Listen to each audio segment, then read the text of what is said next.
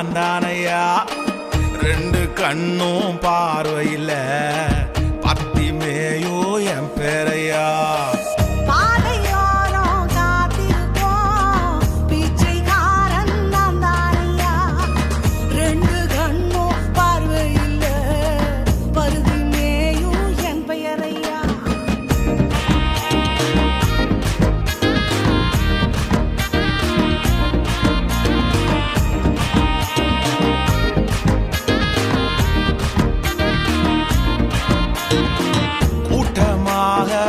ஜனங்கள் போகும் ஓசை அறிந்து கொண்டேனையா.